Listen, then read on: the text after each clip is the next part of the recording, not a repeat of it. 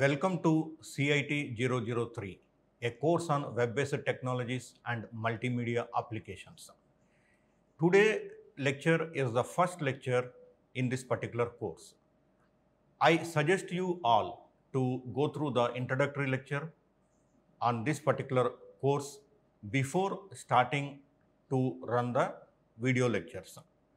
There are 40 lectures in this course in total, and today's lecture will be focusing on introduction to internet. The objectives of today's lecture is to learn about the evolution of internet. All of us use internet from morning to evening. In one way it is 24/7, but at the same time we don't know how it evolved, from where it came, who invented it, and initially for what purpose it was used. We do not know in future how it will be used. So we will take you through the evolution of internet in this lecture. Then there are several tools available on the internet. When the internet was in the initial stages, the tools were limited. But now we have many tools, and these many tools are going to become many more tools in the future. Then we will also know the advantages and disadvantages of internet. It's not that internet is only having advantages. There are several disadvantages also due to internet. So the objectives are to learn about the evolution of internet, to know the tools available on internet, to know the advantages and disadvantages of internet. They are the main objectives of today's lecture. So first of all, let us think about internet. It is internetwork. It is basically a short form of it. Internet is short form of internetwork. So what is a network? A network, it is a collection of elements that can communicate with each other. Basically, you must be having some knowledge about this particular topic as well as future topics which we are going to discuss. But still, every lecture will be coined at a layman's perspective. So sometimes you feel like knowing, sometimes you will feel that no, this I don't know. Sometimes you will feel that let me dwell more into it by going to the search on the internet and find more information about it. So first of all, let us know what is meant by network. A network is a collection of elements that can communicate with each other. That is the definition of a network. Technically, the word nodes is used instead of elements, but still I am using the word elements because you should not get a doubt that what is a node. So for you to make things easier, I am saying it is a collection of elements that can communicate with each other. And internet, it is something which connects to almost everything in this world. You can have internet on your mobile, you have internet on your computer, you can control several things from internet, you can save your files onto the internet. Basically, internet is a network that almost connects everything on it, in the sense that everything is inclusive into the internet. Internet means it includes everything except those things which are not on the internet till date, which we can think that they will also become part of the internet. Let us briefly dwell into the history of internet. How this internet started, how it was dreamt, who dreamt it, and who started it. Otherwise, what are the incidents that led to the ultimate invention of this internet? USSR on October 4th, 1957, launched its first artificial satellite called Sputnik. Satellite means it goes into the space, it revolves around the another planet. Then Advanced Research Projects Agency, this is called ARPA, it is based in the Department of Defense of the United States of America. What have done is they created this particular department on February 7th, 1958. ARPA proposed ARPANET in 1967. So ARPANET stands for, again, Advanced Research Projects Agency Network. It was proposed in 1967. So USSR launched its first satellite in 1957. Of course, it is the first satellite in the world. It is the world's first satellite to be launched by the USSR on October 4th, 1957. So in 1958, ARPA was created. In 1967, ARPANET was proposed by the ARPA. So initially 57, then 1958, then 1967. Now let us see what ARPANET does. ARPANET, it is basically a network for connecting computers of researchers working under ARPA to share information with each other. And it was created in 1969. So in 1967, they visualized it, the idea has come to them, they proposed it. Within 2 years, that is in 1969, it was in place. So ARPANET is nothing but it is a network.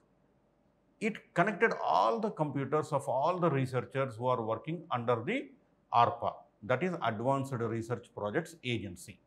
And this was done so that researchers can share information among each other.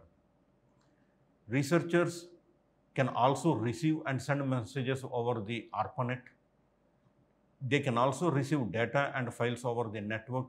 They can also expand quickly and network more and more computers into the ARPANET as more and more researchers join. ARPANET expanded very quickly and it networked a large number of researchers across the world. So in one way, ARPANET is the foundation for the internet. And it became the first electronic mail network. Earlier, there was no electronic mail network. This is the first electronic mail network because it has become possible for one person to send emails to another person. Then National Science Foundation of United States of America, it connected universities and non-military research sites to ARPANET. So ARPANET initially having only researchers who are working in ARPA. It connected their computers so that they can share information among each other. Now, National Science Foundation of the United States of America expanded ARPANET by connecting the universities as well as non-military research sites. So now more entities can share information, which will definitely lead to more rich, high quality research. And after including the non-military research sites as well as universities into the ARPANET, ARPANET was renamed as Internet. So it is ARPANET which evolved into Internet. So the project Internet has started. And once the project Internet has started, we have two great people whose names are Vint Cerf and Bob Kahn. They are part of the ARPANET group. They are the people who actually started Internet project in 1972. And their aim is to connect different networks together. They did not think that this particular network and that particular network, they thought from a universal perspective. They thought that let the networks across the world be connected and let us call it Internet. So to start with, ARPANET is having its researchers of ARPA, their computers connected, and then it is having non-military research sites, then it is having universities, and with the entry of Vint Cerf and Bob Kahn, different networks started getting included into the Internet, and this ultimately led to Internet where large number of networks are connected to each other.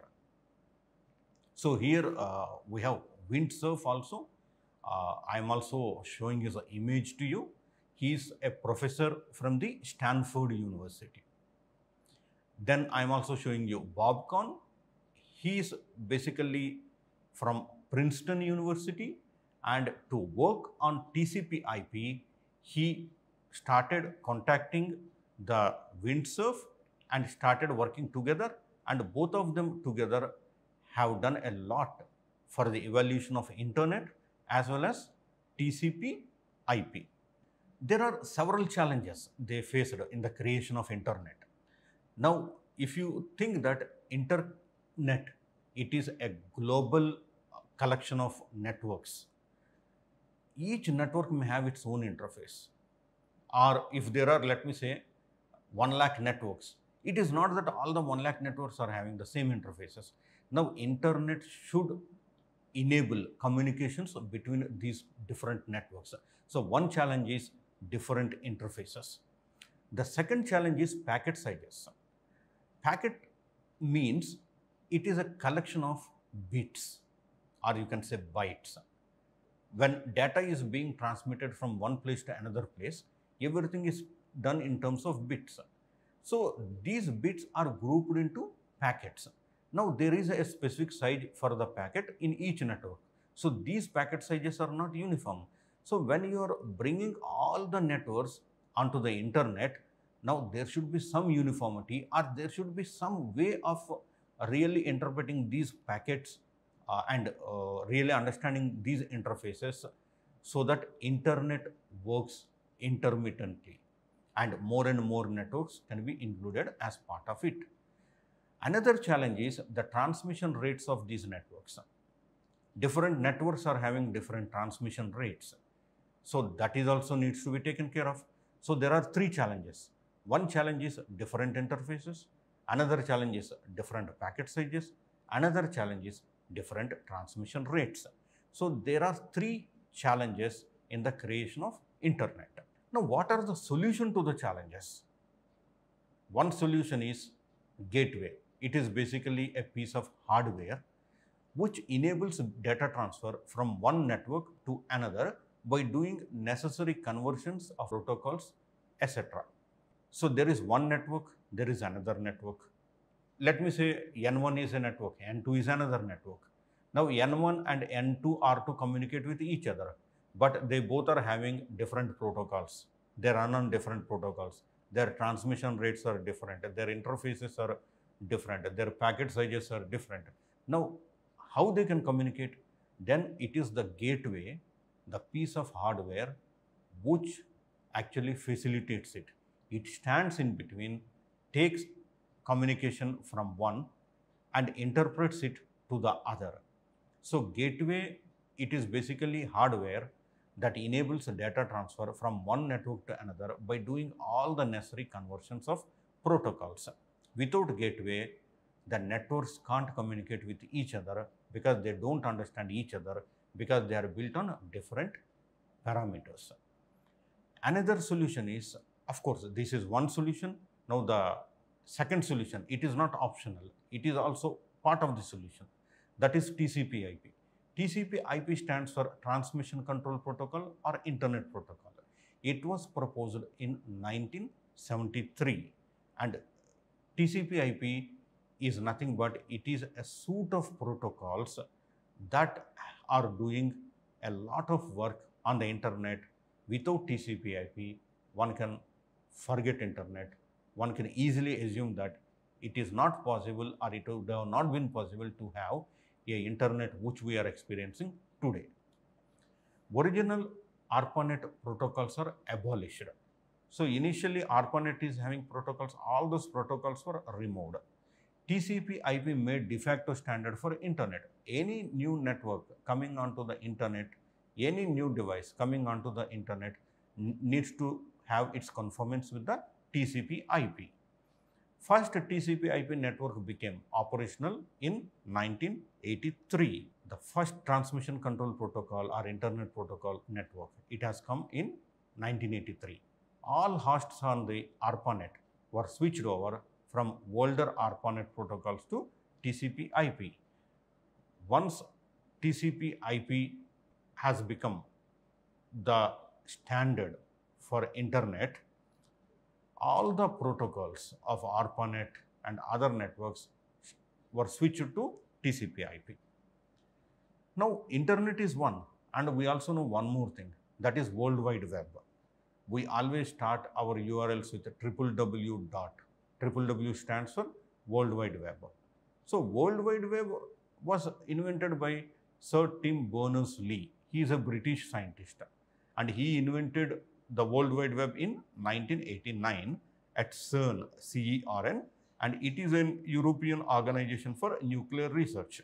Basically, there is a fundamental difference between internet and World Wide Web, but together they become very powerful. The collection of internet connected documents and other resources can be said as World Wide Web. On World Wide Web, we have many interconnected documents. That is the striking feature of World Wide Web. World Wide Web is one of the many services available through internet. It also provides point and click interface to text, images, sound and movies. We are at one place, we click on a link, we go to another place. Like that, the entire internet is connected. One is hardware perspective, the another is software perspective. Anything which you placed on it is interconnected with others. So Tim Berners-Lee has invented the World Wide Web, and as I have already said earlier, internet with World Wide Web has become very, very powerful. The key feature of the World Wide Web is that hypertext, which enables us to navigate across the documents that are connected. So we have a document. In the document, we have several elements. Nowadays, anything on internet is a HTML document. Okay, so you take any website, it is having a number of elements in it, and basically it is a HTML page. It is having images, it is having videos. In some advanced portals are having 360-degree photos, VR videos, augmented reality videos, 360-degree videos. So lot of elements are there. And one interesting thing is that wherever there is a hyperlink, when we click it, it takes us to some other document somewhere else. Yes, instantly we don't know from where the document has come, but it can be from any part of the world. Maybe the document which we are seeing may be in one continent. When we click on the hyperlink, the document that gets loaded may be from another continent. So this is the power of the World Wide Web. So internet is one which connected all the networks, and World Wide Web is one which connected all the documents across all these networks, so that we can intermittently browse through the internet for the necessary information. During evolution, World Wide Web also included multimedia apart from just hypertext. So when you are learning, basically you will start creating HTML documents. As part of HTML documents, you will include some images, you will include some links to other documents, you will create frames, you will do a lot of things. But as you learn, as you practice, you will see that you will be able to design wonderful websites with advanced HTML as well as the latest versions of the HTML. So the power of World Wide Web is that hypertext as well as multimedia. So these are the strengths of the World Wide Web. The first browsers for World Wide Web are Voila, Mosaic. The first browser was invented in 1990s, that is Voila, and this is the first browser for the World Wide Web, and it was replaced by Mosaic in 1992. In fact, I worked with Mosaic in 1997 or 1998. Before switching to Netscape Navigator and then switching to Internet Explorer and ultimately switching to Google Chrome. Mosaic, it displayed not only text of a web page but also embedded graphic elements. Voila doesn't have that feature. It only displays the text on the web page. It cannot embed the graphic elements, but Mosaic supported it. So Mosaic became powerful and Mosaic replaced Voila in 1992. Then there are several developments in the internet evolution. In 1992, USA pulled out of network management of internet and commercial entities started offering access to public for the first time. Until 1992, it is closed. Not everybody was able to access the internet. But once USA pulled out of the network management, commercial entities, they started giving access to internet to the public also for the first time. In 1994, all walks of people, including those from academic as well as technical areas, showed interest in the internet. Naturally, because you don't need to go to a library if you are having access to internet. In fact, first you can try through internet in case you think that the entire library is not part of internet at that time. At least first you can try on internet, and in case you don't get the information, you can go to the library. In 1996, internet became very, very popular. Many existing public networks have become part of the internet. So 1996 is the booming period for the internet. Internet expanded very fast, very hugely, very quickly. So these are some of the developments in the evolution of the internet. So everything started becoming active from 1992 onwards. By 1996, there is a huge variation. So internet that was seen in 1992 is different, internet that was seen in 1996 is different, and internet in 2020 is completely different. Now, there are several advantages of internet. One is World Wide Web. We have already discussed.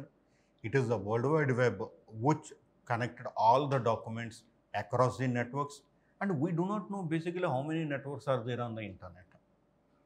We just keep on browsing, and we don't know from which network to which network it is moving and getting information and putting us on the display so that we are able to access it. Then discussion groups. This is a wonderful feature of internet. In discussion groups, what happens is that you have many people can initiate their own discussions on the own topics, and others can keep commenting on it, and people can comment on each other's comments. So in that way, it has become possible that not a limited number of people sitting physically at one place can discuss, but it has also become possible to unlimited number of people across the world to participate in the discussion, thus giving more insight into the discussions as well as increasing the productivity levels. Because suppose I don't know something, I post it to the discussion group, somebody from somewhere is responding to it. Suppose I have a limited number of people and I ask them, they may know or they may not know. But now, if I post something to internet, I can be damn sure that I will get the answer. In very, very, very rare cases, you will not get the answer which is not convincing. Discussion groups are very, very powerful for students, for scientists, as well as all those people who are having to think as part of their jobs. Blogging. This is one more advantage. In the case of blogging, you just put your own views, your own opinions on the internet. Let others comment. Here, it's not that others will also put their views and people can comment on any other person's view. It's not like that. In one way, a blog is your own personal discussion group. You create a blog on mobile learning. In fact, I created 2 to 3 blogs. One is on IGNOU SMS alert services, and then one is on mobile learning, and then one is for the academic counselors of IGNOU. So when I post something, yes, it is possible for others to comment on it, but the main post will be mine. So I'll be putting my posts, others can comment on it. It's not that others can also post and anybody can comment on anybody's post. That's possible in the case of discussion groups, not in the case of blogging. So blogging has become very popular. Almost every person is having a blog, to my knowledge. Maybe some people still doesn't have, and they may also move forward. It has become possible to transfer files. So using internet, we can transfer files. There is a protocol called a file transfer protocol. Using that, we can transfer files from one place to another place. It is possible for you to access things remotely. For example, you are at home and you have a computer at office. It is possible that you access the computer at office from your home. This has become possible due to internet. For example, GoToMyPC is one portal from where you can subscribe to access your computer from any other computer. Then we also have software like TeamViewer and others which will facilitate accessing remotely. One most important advantage of internet is online services. Today almost every service available online. You want to book a air ticket, you want to book a railway ticket, you want to book a bus ticket, you want to book a ticket to watch a film, you want to place order for groceries, you want to buy clothes, you want to place order for home appliances. You can almost get any service. In fact, learning is also an online service now.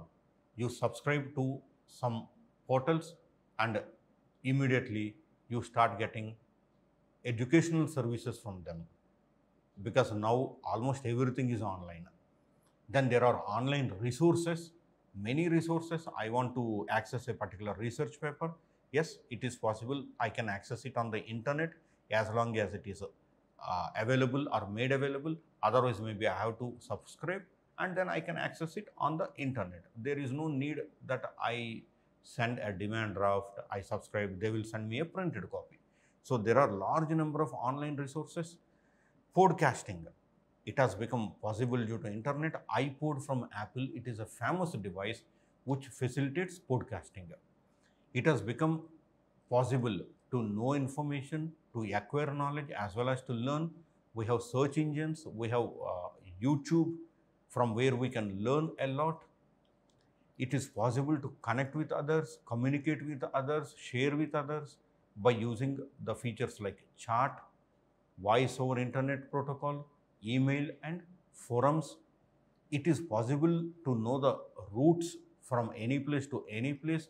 It is possible to find out who is where at that particular moment.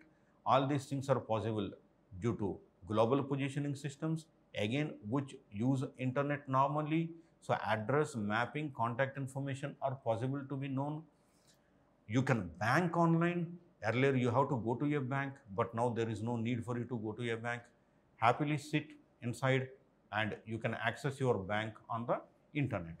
It is possible to pay bills online. It is also possible to do shopping online and everything is delivered at your doorstep. So banking has become possible, paying bills has become possible, shopping has also become possible. Buying and selling has become possible. You can immediately sell. There is no need for you to look for a shop physically, hire the people, furnish it and then sell. No, create a portal for selling and you can start. And you can start selling on portals like Flipkart and Amazon. It is also possible to buy online. You can buy on Flipkart, Amazon, as well as many other portals like Big Basket and others.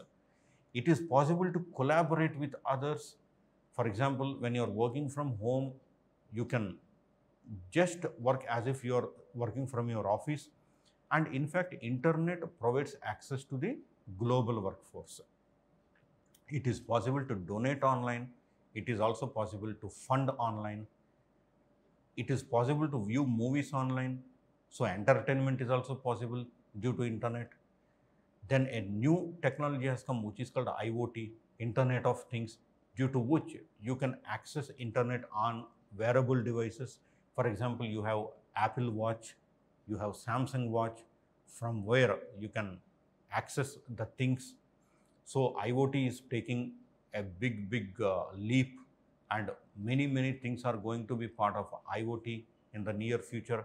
Cloud services have become possible. There is no need for you to put a file, take printout and staple it there. Just upload the file and you access from anywhere. Cloud service has made it possible that you don't need to have huge memory. Just buy some memory in the cloud, upload things there, download from anywhere. So upload from anywhere, download from anywhere. Cloud services are great because it is also possible now to run the applications. There is no need to buy software. You can directly take software on rent using the cloud service. There are a number of companies which are giving software for the rent through cloud. Earlier, if you have to buy a software, we need to spend a lot of money. Now there is no need. We hire that particular software for a month, and once our job is done, we may or may not renew our particular subscription to the software. So buying a software, it is going to cost in lakhs. Hiring a software or taking software for rent will cost us few thousands or few hundreds sometimes. So there is a huge difference. It is enabling many people to come onto the board of internet and use internet, and then always offer their services with minimal amount. And one thing which all of us access every day are social networks. Again, all these have become possible only due to internet. Facebook, Twitter, Instagram, all these have become possible only due to internet. So this is one major advantage of internet, because almost everybody is on social network. All news channels are on the internet, all political leaders are on the internet, all people who are in responsible positions are on internet, all departments are on internet.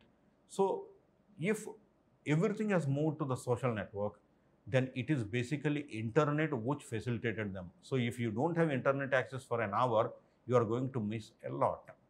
WhatsApp, that is something again which runs on the internet. So lot of advantages of internet. But at the same time, there are some disadvantages also. Cyberbullying. So people using absurd languages, accusing the people online, people getting disturbed, some violent content being posted, some distractive messages being posted, and then people robbing the data theft, that has become a major headache, hacking of the computers, putting junk, putting too much advertising on your sections of the portals, then due to excessive watching of the internet, health issues and obesity. So these are some of the disadvantages of internet. So today we have seen how the internet has evolved. We have also learned a bit about the TCP IP. We have also seen the advantages and disadvantages of the internet. So today's lecture is basically introducing the internet to you. The fact that you are watching this lecture means that you already have access to internet and you know a bit about internet. But at the same time, many of us don't know the history of internet. So there is a need to know about the tools that are available on the internet also. So today we learned about evolution of internet. We learned about the tools that are available on the internet. We also learned about the advantages and disadvantages of internet. Thank you very much for joining me. And in case you have any doubts, questions, suggestions, please feel free to email to me. Thanks a lot.